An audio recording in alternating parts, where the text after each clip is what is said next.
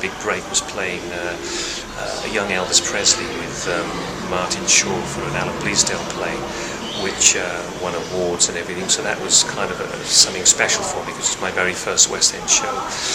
And then I went straight from there into Les Miserables to play Marius with the original cast, which was just across the road at the Palace Theatre.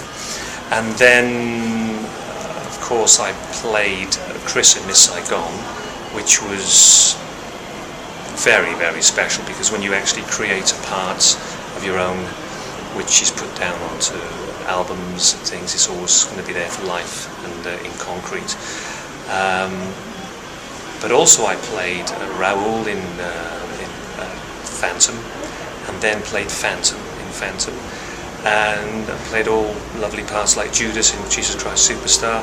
So they're all kind of highlights for me, really. It's just that, obviously, like I said, about when you create a part originally, which everybody kind of copies, which is very flattering. So obviously Miss Saigon is what people know me for, because it was an original production which went across to States and everywhere, so it was a worldwide kind of news at the time.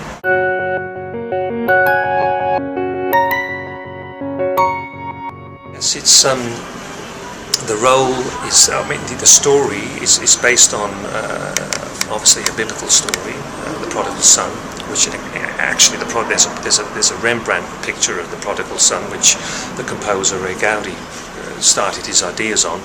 But it's parables from the Bible, the following of Jesus, and why his disciples were outraged when he was forgiven obviously the sinners.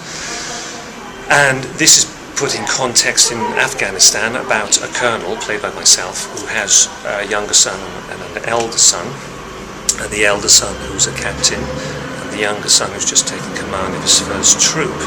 The younger son actually breaks all the rules and insults the regiment and his family, and disgraces his regiment and his family, and there's a fatality in the show, which is caused by the younger son, and so he goes to prison. He's got his own pop group and gets involved in drugs, and it's basically an unconditional love story for his two sons, a love between brothers, a love between their father and his sons.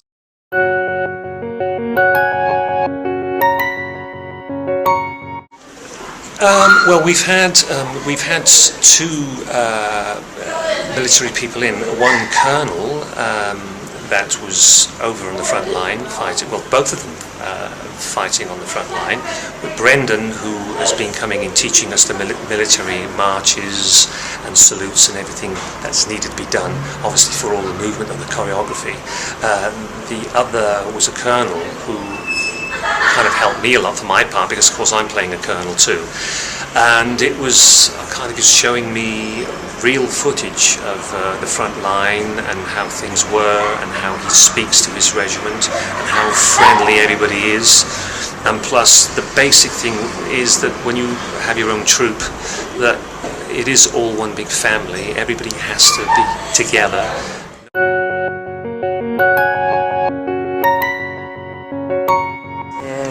Yeah, well, we've been in rehearsals now for 2 weeks in London, and so that's been going well. Of course, this is our first day today in Coventry, so this is the first time we've seen the stage, so obviously things have to adapt and we're going to have to change a few things, but it's been going well. I mean, you know, we may have thought there's so much content in this show, which is can be so intrinsic, so kind of difficult at times, but you know, it's a little bit like once you get all that going, but now that we're in Coventry, the kind of the real work starts. We're all kind of we all know what we're doing.